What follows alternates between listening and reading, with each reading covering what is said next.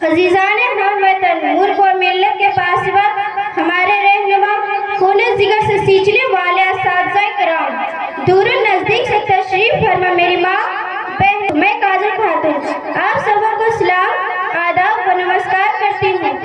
किसी ने बहुत खूब कहा है, लिख रहा हूँ मैं अंजाम जिसका कल आगाज आएगा।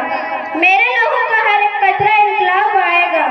मैं रहूँ या ना रहूँ पर यह वादा है तुमसे मेरे बाद मरने वालों का सैलाब आएगा।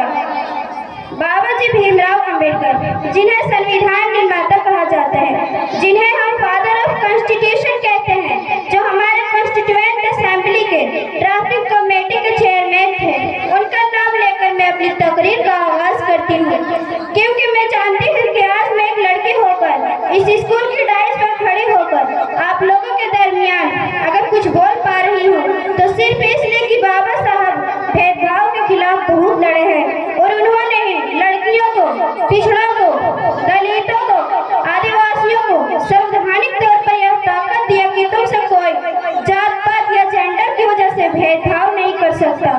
वह बाबा जी जिन्होंने न जाने कितनी मुश्किलें झेल कर पढ़ाई की और इतने पढ़े कि कॉन्स्टिट्यूएंट असेंबली में बाबा जी के जैसा पढ़ा लिखा कोई नहीं था। ड्राफ्टिंग कमेटी के चेयरमैन बने और हिंदुस्तान के दलित, महिला इत्यादि की किस्मत लिख डाले। और बाबा जी ने ही कहा है कि शिक्षा उस शेरनी का दूध है जिसने पिया दहाड़ा है। तो मेरे प्यारे देशवासियों, मेरे दोस्तों, मैं बाबा जी को नमन करते हुए और साथ ही साथ कॉन्स्टिट्यूएंट असेंबली के सारे मेंबर्स को नमन करते हुए, सारे फ्रीडम फाइटर्स को नमन करते हुए मैं अपनी तकरीर का आगाज करती हूँ डॉक्टर इकबाल के एक शेर से कि सारे जहां से अच्छा हिंदुस्तां हमारा, हम बुलबुले हैं इसकी ये गुलसिदा हमारा।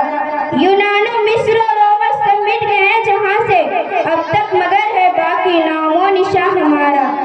कुछ बात है कि हस्ती मिटती नहीं हमारी, सदियों रहा है दुश्मन दौरे नेहा हमारा। हमारा भारत जब से आजाद हुआ है और जब से खुद मुख्तरी हासिल हुई है, हम तरक्की की ओर भाग रहे हैं। हम दिन दूनी रात चौगुनी तरक्की कर रहे हैं। हमारा भारत एक डेवलपिंग कंट्री है। इन सब के बावजूद जब हम एक नजर दूसरे पहलू पर डालते हैं तो हमें पता चलता है कि आज हमारे भारत में कई लोग भूख के कारण मर जाते हैं। आज हमारे मुल्क में जहेज प्रथा आम है और न जाने कितनी लड़कियां इस कुप्रथा के कारण हर रोज अपनी जानें गंवा देती है। न जाने कितने घर उजड़ जाते हैं इस कुप्रथा की वजह से। आज हमारे देश में बाल विवाह आम है। आज हमारे देश में ऊंच नीच छुआछूत आम है। वैसे तो हम एक डेवलपिंग कंट्री है, लेकिन हमें इन सब बातों पे ध्यान देना बहुत ही जरूरी है। हमारा एजुकेशन सिस्टम भी कोई खास अच्छा नहीं है। अगर आप लिटरेसी रेट देखेंगे भारत की तो आपको पता चलेगा कि हमें एजुकेशन सिस्टम में अभी बहुत सुधार करने की जरूरत है। कुल मिलाकर मैं कहना चाहती हूँ कि हमारा मुल्क जो अभी एक डेवलपिंग कंट्री है, हमने आज़ादी के बाद बहुत कुछ हासिल किया और अभी भी बहुत ऐसे प्रॉब्लम्स हैं जिनके लिए हमें बहुत मेहनत करने की जरूरत है। अगर हम मिलकर इन बुराइयों से लड़ेंगे तो यकीनन हम इन बुराइयों पर काबू पा लेंगे। इन्हीं चंद लफ्जों के साथ मैं अपनी तकरीर खत्म करती हूँ। Thank you. इनकलाब जिंदाबाद।